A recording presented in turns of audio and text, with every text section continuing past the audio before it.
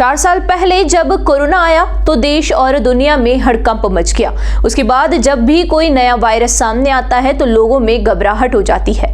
इन दिनों एक नया वायरस एक्टिव हुआ है जिसका नाम है HMPV। चीन से आए इस वायरस की खबरें सामने आते ही लोगों के जहन में कई तरह के सवाल आ रहे हैं। हर कोई इस वायरस की भयावहता को जानना चाहता है। हालांकि स्वास्थ्य विभाग की ओर से गाइडलाइन जारी की गई है। विभाग की ओर से कहा गया है कि यह एक सामान्य वायरस है, घबराने की जरूरत नहीं है, लेकिन सतर्क रहना जरूरी है। कुछ जरूरी सावधानियां रखने से इस वायरस से बचा जा सकता है।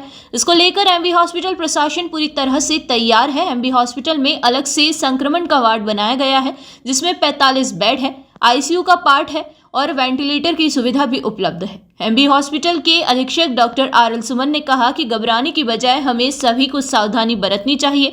सामान्य सी सावधानियां रखनी है, जैसे हाथ को साफ रखें, थोड़ी थोड़ी देर बाद साबुन से धोएं, बार बार चेहरे को ना छुएं, घर से बाहर निकलने पर मास्क का इस्तेमाल करें। केवल अस्पताल जाने पर ही नहीं बल्कि किसी भी अन्य व्यक्ति के संपर्क में आने से बचने के लिए घर से बाहर निकलते ही मास्क लगाएं। ऑफिस में भी मास्क लगाए रखें। बुखार, जुकाम और खांसी जैसी शिकायतें होने पर डॉक्टर की सलाह लें।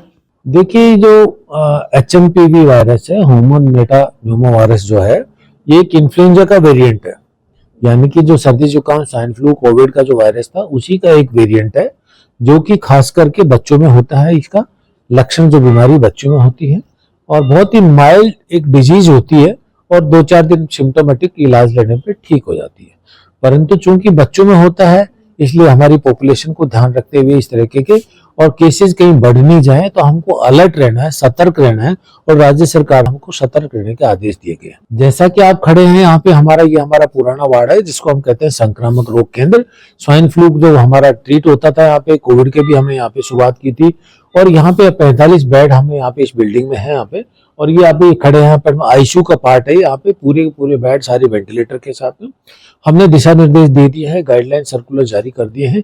यदि कोई भी मरीज सर्दी जुकाम का आता है, यदि उसको तकलीफ है, भर्ती करने की जरूरत है, तो यहाँ पे हम प्राथमिक तौर पे भर्ती करेंगे और इलाज करेंगे। और जैसे भी जांच करके यदि वैसे जो जरूरत है उसको इलाज की जो भी जरूरत है, हम सारे बेड वेंटिलेटर के वो सारे के सारे यहाँ पे, कोई भी इलाज में कोई दिक्कत नहीं है। बाकी जो सुविधाओं का सवाल है तो सारे जैसे वेंटिलेटर बेड है, मतलब आईसीयू है, बाकी सारे IV फ्लूइड, मेडिकेशन, जो सिम्टोमेटिक इलाज के लिए सभी दवाइयां यहाँ पे उपलब्ध हैं। और हमने गाइडलाइन भी जारी कर दी कि कहीं भी किसी भी वार्ड के अंदर, आईसीयू के अंदर किसी भी चीज की, इस तरह की चीजों की कमी नहीं हो। सारे संसाधन हमने चेक करवा रहे हैं और इसी के साथ में कहीं कोई दिक्कत होती है तो तुरंत प्रभाव से इसको नोटिफाई किया जाएगा। लक्षण का जैसे मैंने बताया कि ये भी एक इन्फ्लुएंजा का प्रॉब्लम है, डिजीज है, वेरिएंट है।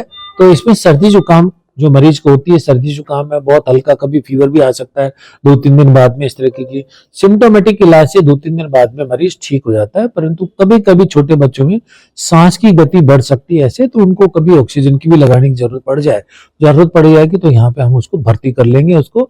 और बाकी जो बीमारी है मेनली वही है जो सर्दी जुकाम, इन्फ्लुएंजा।